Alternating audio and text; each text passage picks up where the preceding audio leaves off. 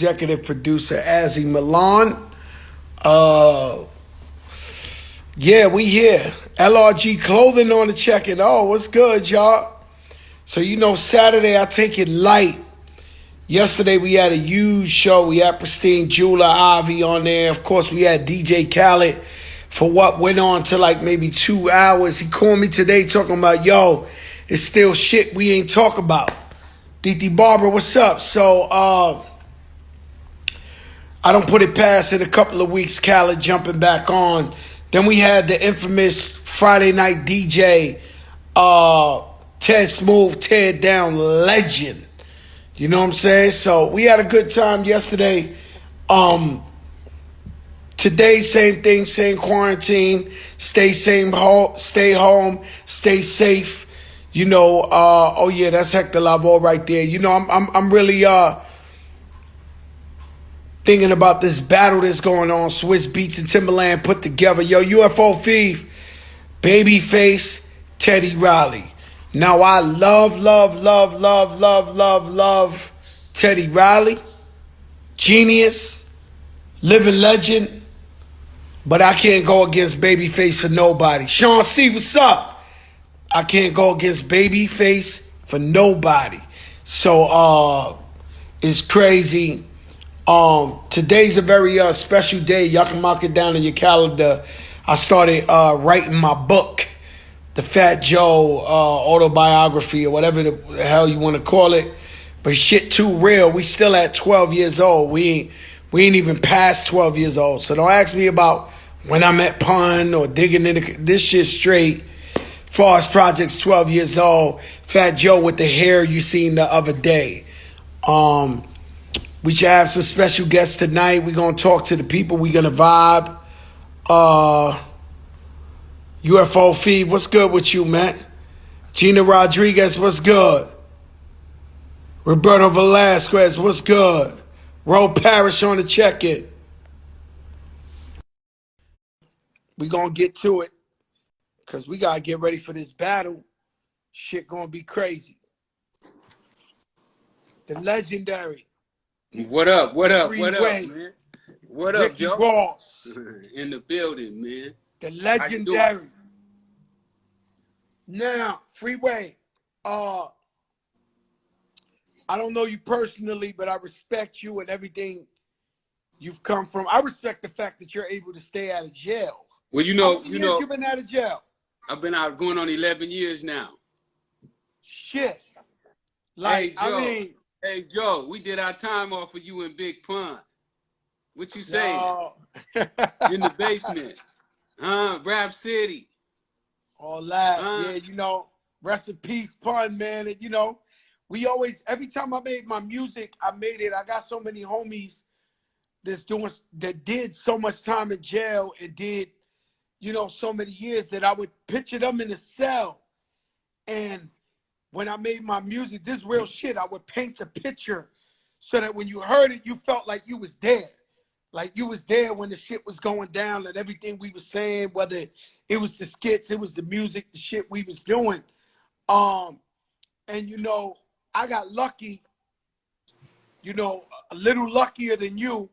I got out the game right on time when they invented the RICO law and all my friends was getting 70 years, and they was like, yo, the Tremont mob, 60 of them got caught, and yo, I stayed a few years too long. Boys, I stayed 48 of them, and then that's when I said, yo, you know what? I'm gonna rap. I'm gonna change my life. And I got blessed and I got lucky. That's why I believe so much in God. But I've always made music or carried myself as an individual with them in mind and the era I came from, and repping them the right way to make sure, we don't never look like clowns out here. We do this the right way. We put out the right music. We represent the right morals. And that's where I've been at with it. As far as you, give somebody here the brief story about you. You ain't got to go into too much, but, you was the biggest. I grew up in South Central Los Angeles. Started selling dope at 19 years old. Was really trying to be a tennis player though. You know what I'm saying? I was really trying to be a square. I tell all my friends I really want to be a square. You know what I'm saying? That street shit wasn't what I wanted. You know, it was kind of like forced on me. But I accepted it, you know, as my own. And a lot of times, you know, we good at making stuff that ain't good for us ours. We claim it and be willing to die and kill for it. So I started selling dope at 19. I started with $125. Before I went to prison, you know, I had days I made as much as $3 million in one day. My last 2 years, I made at least $1 million every single day. Not profit, but, you know, that kind of money went through my hand with the re-up money and whatnot. Got arrested at 28. Got lucky. You know, I had some cops on my team that was crooked, was stealing money and planting drugs and going to court line and everything. So I was able to be smart. I hired a private investigator to investigate them before I ever got arrested. I got my first RICO indictment dropped from that. Wind up doing 5.5 years on that. Got out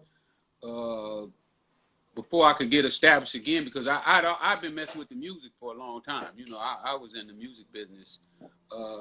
I saw that on the Drink Champ. Shout out my brother Nori, where No you doubt. was already messing with the music. You could have signed Dre and NWA. I could have had the whole West Coast music business. I had the money to put it on. I had the connections. I knew Dick Griffey, Otis Smith, Berry Gordy in the early 80s, you know, like 83, 84.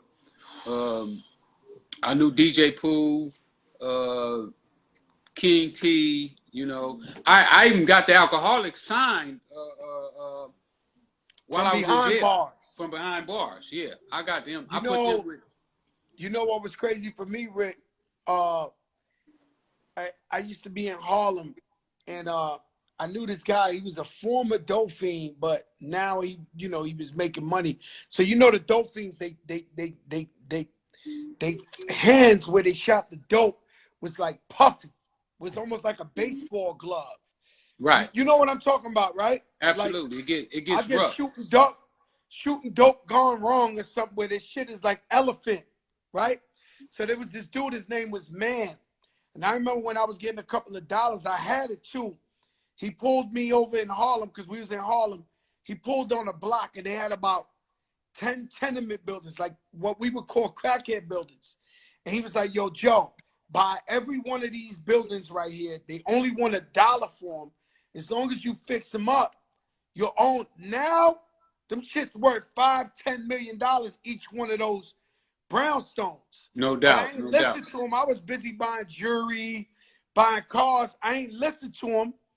And he tried to put me on to the future. And you, in a bigger way, you was there with Berry Gordy. Berry Gordy is Motown. You was there with the biggest in the game. Well, I was there with. You chose to rock with them. With some of the first independent, those dudes were the first independent record labels. I had my hand on the post, but you know, I was a young dude. I wasn't but 24 years old, no high school diploma, no formal education, didn't know his daddy. You know, my big homies was Tookie Williams, Cartoon, you know, dudes that you know, you look back now and you be like, wow, you know, lucky I didn't follow that path. So you know, I didn't really know much. You know? Yeah, because you was more of like getting don't let me put things in the air, but you was more like, not to elaborate, but you was more into like you born somewhere else. The whole purpose of me doing this with you is to show people that you can become a product of your environment. A man who's as intelligent as you, who built the business that was making $3 million a day, had you been born in the suburbs somewhere, you could have owned General Electric or Fortune 500 company the way you ran this. Well, no doubt. You know, when I look back at life is really all about getting your light bulb turned on. You know, if you look back at your life, you was going along and then somebody put you up on rap. You know what I'm saying? I don't know who that person is, but if you think back to that person, that very first person that brought it to your attention, and then somebody started to tell you that you could make it in rap. Because if we never get schooled, then we don't know. You know, you can't know what you don't know unless somebody teach you. So you know, when I look at it, I became a product of my environment. I started doing what everybody else in the neighborhood was doing. They made selling dope look cool and be cool, and I thought it was cool. So I got in. But my thing is, listen, bro, I'm a firm believer, 1,000,000%, that you are a product of your environment. And hey, the shit that was in need, the shit that was in high demand was the crack. You know Absolutely. what I mean? So you chose, if it was olives, you would have sold olives. It's no different than right now. I'm doing the same thing right now. You know, right now, the main thing is in demand is this coronavirus. So what am I doing? I'm chasing cures. I'm out looking for the cures for the coronavirus. I'm looking for how to stay safe, what we need to be doing. A lot of people don't know, but I went on Vlad TV the 17th of March, and I told everybody that this coronavirus was going to hit blacks harder than it was hitting anybody else. How did I know that? Because I've been doing my research. You know, I knew that it was attacking obesity. I knew it was attacking high blood pressure. I knew it was attacking the blood transfusion. What is it called? Kidney dialysis. Dialysis. So all of those things that I knew was running rapid in our community. You know, I know that we don't eat right. You know, I've been a vegan for 30 years now. Wow. You know, I don't eat no sugar, no salt, no butter. I haven't ate animal in 30 years. So just to show you that I've been pushing good health. I've been pushing conditioning and looking for the solutions. So that's just how I get down. So what do you mean that you're looking for the cure for coronavirus? What do you like? Elaborate. Like, what are you working on vaccines? Are you like, what are you doing? I'm looking for doctors that's been on the front line, that's been dealing with these type of things, because a lot of times we be looking too big. You know what I'm saying? We in this country we've made this fictitious or facetious facade about, yep. If you're not big, if you're not rich, you don't know. And I know from experience that that's not the case. Just like you said, the crackhead that came up to you, everything that I ever did came from crackheads because I didn't make it in school. You know, I didn't get my education in school. I got my education from the streets. So I don't look at life the same way a lot of people do. If I see a bum laying on the street, my thing is, how did he get here? Because if you don't know how he got there, then you can't judge him. You know, I used to sit down with them, and when I used to hustle, I used to speak to them, and you'd be surprised how many of them would say, yo, I was the man. I used to have the Cadillac with the white walls. I had all the women in the world. And believe it or not, and I don't want to go there because a large of my population and the people I love the most are women, but a lot of guys were blaming them on their women when they was using the dope and all that. They were like, yo, I caught my best friend sleeping with my wife. Yo, I caught my brother sleeping with my wife. And when I used to get around to talking to them, a lot of them, at least for me, they were blaming it on that. And I learned a lot by talking to them. I was young, maybe 18, 19, those ages. But I was learning a lot from them, and just like, damn, these niggas was like big time guys. And then when I would ask other dope heads, they'd be like, yo, that was Bruce. Bruce was the man. Yo, that was such and such. He was the man. Yo, that was this.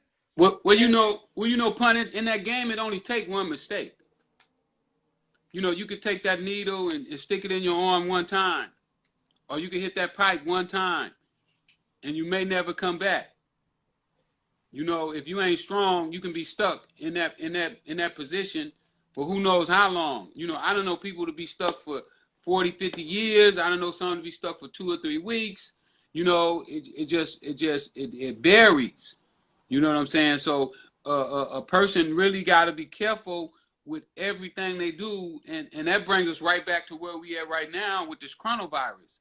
You know, this thing is a lot more seriouser than a lot of people taking it. I see you wearing your mask. You know, shout out to you for following the rules. You know, but a lot of times, you know, we start to think that this stuff is some kind of conspiracy theory, that it's not real. You know, that people are not really dying, that they playing with the numbers and all that. But when you playing with something this serious, you can't take that chance. Well, I personally know about 20 to 30 people who died.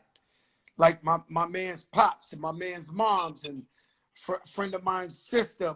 Like I know about 30. So what happens is, like, when you watching the news, right? I said this yesterday. When you watching the news, so say coronavirus, it was in China, but it wasn't affecting us. So you look at it on the news, you're like, some shit is going on in China, but that ain't really bothering me. So you in the club popping bottles or whatever. So in this country, apparently the whole East Coast, like New York and New Jersey and down to DC now, it's on fire with the corona and it's mad deaths. I'm from there. Like, you from South Central LA, I'm from New York. So I know a bunch of people that's passing away because of the coronavirus. So I know how real it is. But then there's spots in America where it ain't so serious. So people are looking at it like, what coronavirus? Like, that shit ain't real, but it's very real.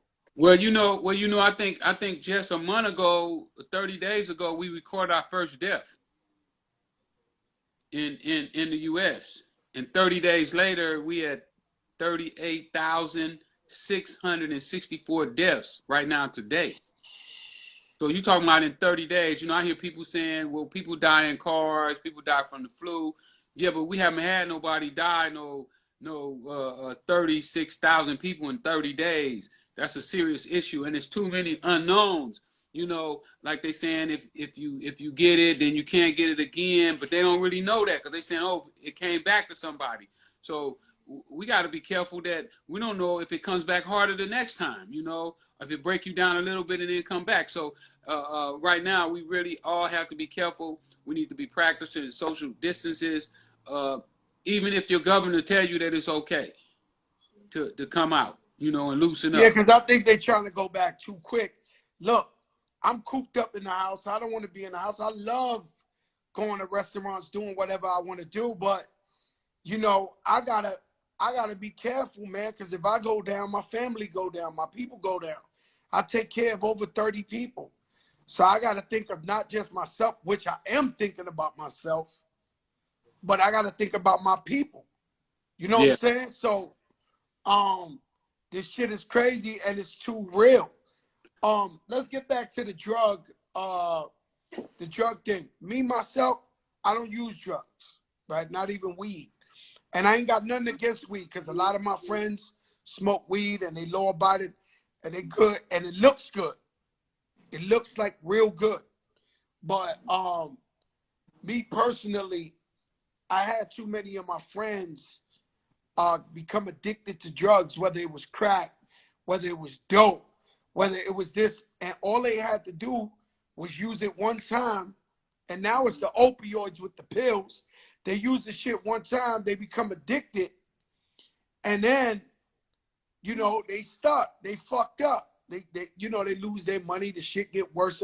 Because you think while you on drugs, you're using these drugs to escape reality, but all you're doing is putting yourself in a bigger hole, bigger box, bigger whatever the case may be. So well, you know, that's the opioids, these pills that they gave out are worse than even the street level drugs. It's just more expensive. And what happens is once they get them started on those pills, then they have to go to the street because they can get a cheap bag of heroin for $5 when they have to pay $100 for those pills. So it definitely was a big stink about how the doctors was writing all those prescriptions. But you know, even Rick, even with this virus, if you want to play, I'm not into conspiracies, but if you want to be in a conspiracy theory, this virus is killing blacks and Latinos more than anything.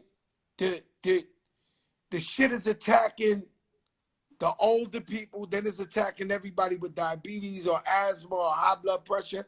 then it's going skipping and it's killing people in the jails and the homeless people.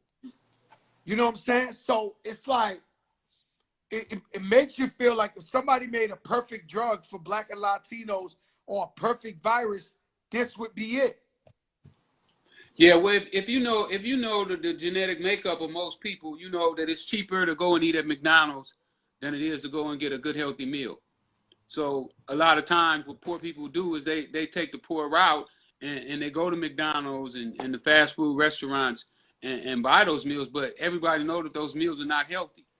You know, most of those meals have absolutely no protein, and what we need to build our body up is protein. and without protein, you're not giving your body no nourishment. That's a fact. And my thing is, you know, I'm for the people, man. I come up off the soil. You know what I mean? So the only reason I got on this IG to talk to people was to wake our people up and let them know that there's an invisible enemy out there that's on them. And a lot of people get offended with me when I say, yo, get your asses up in the house. Because sometimes you got to talk to motherfuckers like that. And the fact that when you alluded to this earlier, but I'm going to break it down in dummy talk. Only dummies can understand. When you got motherfuckers out in front of the hood telling the police, oh, this my hood. You can't tell me shit about this hood. Yo, this my shit. I run this shit. This my hood. When the motherfuckers is renting an apartment, that if they mother don't pay the rent for 3 months, they get thrown out the fucking crib. It ain't really they hood. Real talk.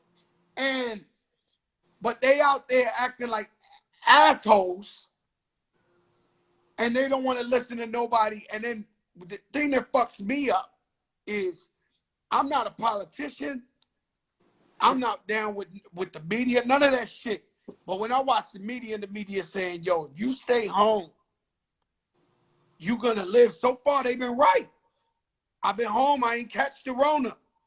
You understand what I'm saying? No doubt. So and you know, everybody got a conspiracy. One day they tell me it's the 5G network. The next day they tell me about this. The next day this. Everybody a smart motherfucker who got somebody that work at the Pentagon in their family. Like, these niggas got to stop. They got to stop, and I can't do it. You know, I come a long way. Yeah. I'm educated. I'm a nice guy. I'm a businessman. But fuck no. I can get ignorant too. I can get on their level. These motherfuckers always, since I was born, they were showing me conspiracy tapes about the Illuminati, the this. I don't want to hear that shit, man. They telling you stay home, don't pass the fucking blunt, and go in your house. Now, why don't drink after nobody? Don't drink after the bottle. Don't drink after the bottle. Huh? Yeah, Freeway, man. These motherfuckers. They was saying stay 6 feet, but now they saying that they think that thing might fly 13 feet. Bro, let me tell you something. I don't trust nothing. My wife been like, yo, let's ride bike. Let's this. I'm like, yo, I don't know if this shit is in the floor. I don't know if this shit is in the air. Don't nobody really know. And they got people that say they don't know where they got it from. One of the guys I saw, he was doing an interview, and he said that he's the kind of guy to go be by himself. So he said, I was by myself for 10 days. And then all of a sudden I got sick. But what we know is that the virus will stay incubating inside of you, and they don't know exactly. They say 4 days, but it could go longer. And they say how fucking crazy is that? They say some shit asymptomatic. Asymptomatic means that you actually have coronavirus, but you have no signs. So you could be out there talking to your people, loving your moms, whatever, and you getting everybody sick. Absolutely. And 4 out of 5 people that got it, the people that gave it to them didn't know they had it. Oh, no, that's a fact. That shit all over. They did a study on one dude from New Rochelle.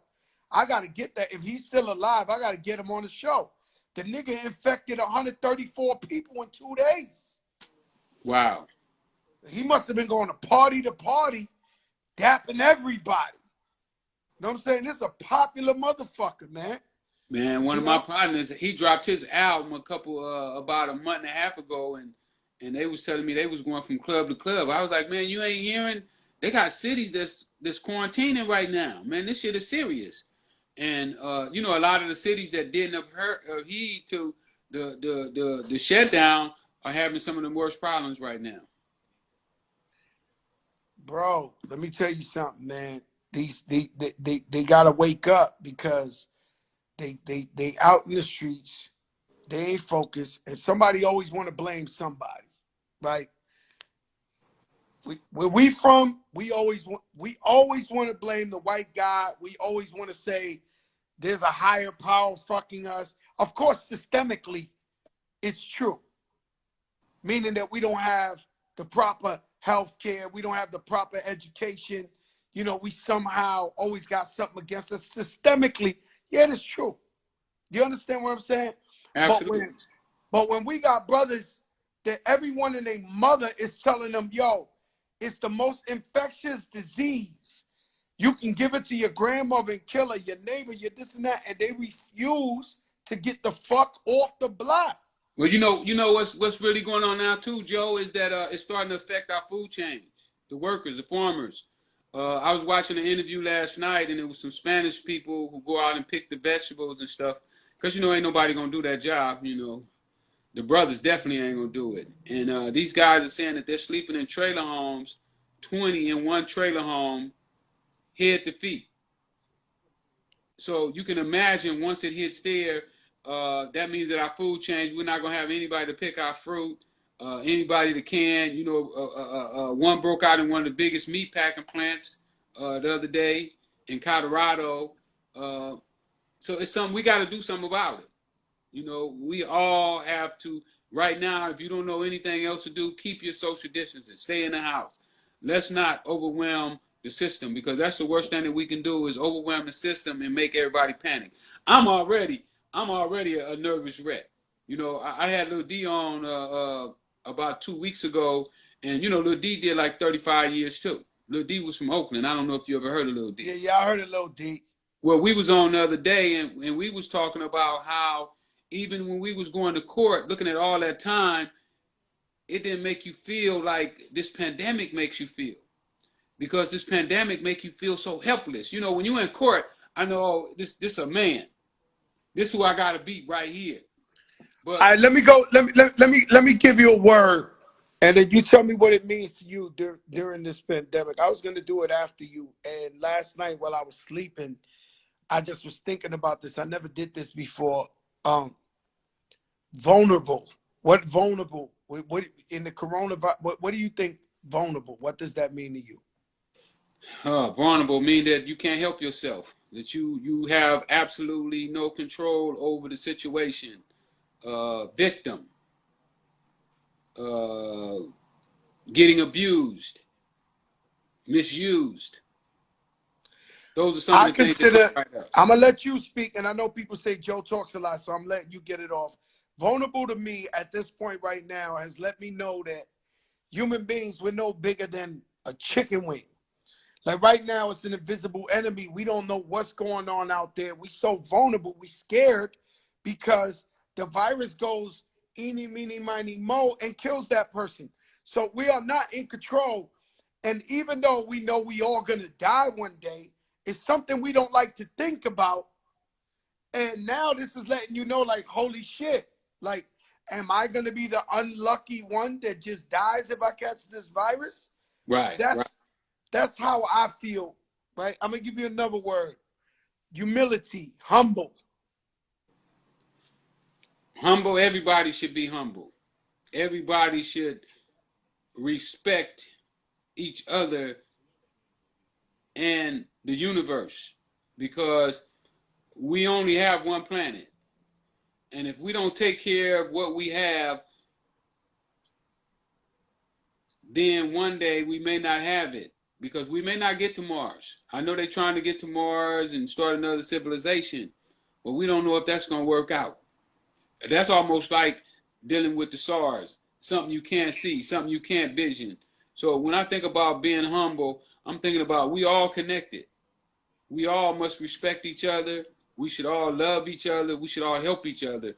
Had I been running this country when I saw what was going on in China, I would have sent scientists and doctors over to give China a hand.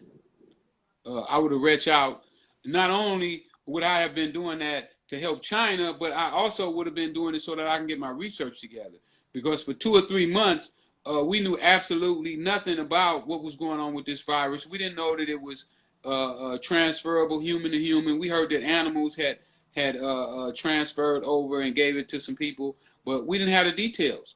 But had we been proactive and not only being humble and got on the phone with China and said, what do you need? What supplies you need? What doctors you need? We got doctors, we got scientists that's ready to move out.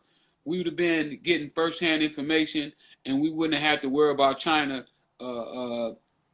giving us what they call the information, half of the information that they had. Okay, well, humble to me means that this coronavirus has put us in a position where we don't know if we're going to be here today or tomorrow. So anybody listening to my voice that I love, just know I love you. You know, we ain't guaranteed tomorrow. We are trying to help as much as we can. Everybody I know, hip hop community, the people on the front line risk their lives every day, health workers. And this also humbled me to where even I was caught up in a society where we was just thinking about fame and fortune and luxury. You know what I'm saying? And now this taught you that ain't shit a watch could do for me, ain't shit a car could do for me, ain't shit a fur coat could do for me. When my time is up, my time is up. So it let me know this whole experience has humbled me on another level, right? I'm going to give you one more funny one. This is from our era. Scarface, Hassa. The man. The Hassa, the pig that don't fly, that don't fly straight. A rat. But when I watched Scarface, he gave me the mentality that I could do whatever I wanted to do. For the first time, I started to see, well, you know, with human beings in general, if you never see anybody else do it, you'll never try it. So he gave me the idea that if a guy could come from Cuba with no shoes on his feet and take over, then I could do the same thing. I watched that movie so many times, you know, and I practiced a lot of the teachings that they taught in there. He was one of my first instructors about the dope game. It's crazy how that worked. Superfly was first, though. Superfly was first? Superfly was first. He was the first person to ever show me cocaine, that I ever saw cocaine on TV or ever really saw cocaine at all, because I never saw cocaine before. Did you ever have dealings with all these guys when we see Cocaine Cowboys or we seen Georgie from Blow and he got Derek for real and they was bringing it to LA first and they was this and this. Did you ever meet these guys? No, I met George. I met George after we got out of prison. I'd also talked to him one time when Nick Cassavetes was working on my script for the movie. He put me on the phone with George. You know, he wrote George's movie as well. Wow, that's amazing. That movie Blow was incredible for me. It was. It's one of my all-time favorites as well, and that's why I was so excited to be working with Nick. Was because he did that movie. Oh yeah, that's amazing. So what you got going now? Are you working on the Rick Ross movie?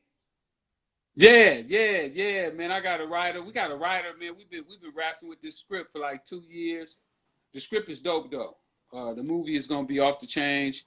My prediction is that it's gonna probably break all the box office records that they got out there, and that ain't me being humble, right? I'm gonna support it. I'm gonna support it. Let me tell you something, man. I had my brother Khaled yesterday, and I asked him, you know, I started DJ Khaled, but I had Yeah. asked him yesterday, you know, and Khaled, he bigger than me. So he you know, my little brother became the biggest nigga in the world. And But that's but what I a good asked him, I teacher. said, Hey, they say that's what a good teacher do. you ain't lying. So I told him yesterday, I said, did you think you was gonna get this big? He said, oh yeah, I knew through hard work I was gonna get this big, and I think I'm gonna get even bigger. And that's just the mentality of a winner. I wouldn't expect Freeway, Ricky Ross to not say that that movie ain't gonna be the biggest shit in the world, because otherwise you never would have been a living legend like you are now. No doubt. I wouldn't want to fool with it. So I got that I got going on. You know, my new book is out. This is my new book, The 21 Keys of Success. This is the one I wrote while I was in prison. Freeway Ricky Ross, Untold Autobiography, bestseller already. Amazon bestseller, and Amazon ain't even really been pushing that thing. This one here is on its way to be a bestseller. It's gonna probably sell more than the first one. And then you know, this right here, this is my brand, my marijuana brand. I know you don't get high, but some of Yeah, us do. yeah, yeah. If I got Hey, high, I would smoke it. hey, Don't, if some I of us, got high, I would smoke that shit. hey, Shout out some to of my us man do. Steve Lobel, the cookies. All my weed guys are here. You know what happened to me is I smoked one time, man. I ran out the crib butt naked. Not real talk, real talk. And Hey. I tripped. I had like a paranoid. I ran out, and the young lady I was with, she was in my white Lexus, the 400, and she was like, Joe, get in the thing. And I was like, I'm gonna die, I'm gonna die, I'm gonna die. I gotta go to the hospital. So she gassed me to get in the car. We made a U-turn around the block. I took like 7 showers, and I laughed for like hours and hours, but I never did the shit again. I'm scared. Nobody wants to see Fat Joe running down the street naked. No, no, Nobody. no, no. We don't need that. Hey, we don't need that. But you know, it ain't for everybody. It ain't for everybody. You know, out here in California, they made it essential. You know, because a lot of people needed to cope with their nerves. You know, for what's going on right now. I'm with But it. but I I'm but with it. If you like weed, go to cookies, go to my people, go get high. no, It- it- go to LA Kingpin. Go to LA Or go to Kingpin. LA Kingpin, wherever Ross got his shit. Go get high. I ain't got a problem with that shit. You know what I'm saying? I'm gonna ask you one last question, Rick. What's that? There's a legendary battle tonight. I don't know if you've been watching these musical battles. Teddy Riley against Babyface. Swiss Beats and Timberland got this thing where people are battling each other tonight in about 20 minutes, 15 minutes. Is going to start the battle between Babyface and Teddy Riley. Who do you got to win this battle? I'm gonna take Teddy Riley because that's my man. You know, I Now, gotta let me ride tell with you, Teddy, man. I I gotta love ride with Teddy Teddy. Riley, Teddy, but one of I'm the going, greatest. baby. I can't go against Babyface, man. Chubby No, Baby, what's up? Babyface ain't no joke either. You know, Babyface been around a long time, a lot of hits. I mean that, No. that's a tough one. Oh, But yeah. I like No. both of them. I like both of them, but I'm biased. You know, Teddy Riley's a personal friend of mine, so uh, uh, I'm gonna ride My with brother, Teddy. my brother Dre from Cooler Dre, my partner, he going Teddy Riley too. He sent me a little video clip with Michael Jackson getting the water. He goes, Teddy Riley, you're a genius. And he had that shit going over and over again. I'm like, oh my God, oh my God. DJ Enough in the building. Yo, listen, my brother Rick, take care of yourself, my brother. Love you, love what you do. Your I appreciate it. positivity. Everybody gonna go get 21 Keys to Success, that book, and we gonna support you till the wheels fall off. All right, my brother? Tell them to get it off my website, freewayrickyross.com. Don't go to Amazon. I ain't trying to be the best seller on Amazon this time. I want to sell them off my own site. So go to my site, Freeway Ricky Ross, and get it. Follow me on Instagram at Freeway Ricky. Love you, my brother. Stay up. All right, you be safe. All right. Freeway Ricky Ross, man, living legend, man. You know, it's a big, deep story behind him, and the Contras and the country was around that shit. Yo, Enough. I love you, brother. I'm glad you back. You back in the game. I can't do this without you. Enough. I can't go on in the game of hip hop without DJ Enough. I call your wife every week. I pray for you every night. I love you, my brother. You know, you've been down with me since Flojo. Um, you mean too much to me. The heavy hitters, you know, we love you. We praying for you, man, all the time. And I know you back at work. And man, that means so much to me. Listen, guys, I seen Timberland earlier. DJ Cassidy. What's up, Cassidy? Enough. I love you. Cassidy. Um, Listen, man, I gotta go watch the battle. I got popcorn. I got everything ready. This is a legendary one for me. If you ever wondered, Fat Joe wish he could sing rather than rap. I love R&B. Um, oh, he will. He will get a movie. Yo, Chubby Baby, ATL, BX on the check-in, Jen. Everybody, I'm going Babyface. I love Teddy Riley. Shout out to the sponsor of the show, Fan Mio. FANMIO. Fan Mio. You can talk directly with your favorite artists, favorite athletes, favorite celebrities. You can get on there. I'm going to be on there soon too. That's Fan Mio. You can go on Instagram, FANMIO. Shout out Dan Tan. Y'all know what this is. Peace, y'all. See y'all Monday.